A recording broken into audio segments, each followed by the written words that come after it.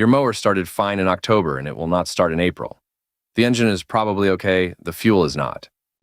Pump gas contains ethanol, and ethanol pulls water straight out of the air. Leave it sitting a few months, and the water separates out and sinks to the bottom of the tank, right where the fuel line picks up. So the engine is trying to run on water and gum. Two ways out of it: run the tank dry before you put it away, or fill it up and add a fuel stabilizer, because a full tank has less air in it to give up water in the first place. Half a tank all winter is the worst thing you can do. Follow Sourbutt's Den for more real gear tips.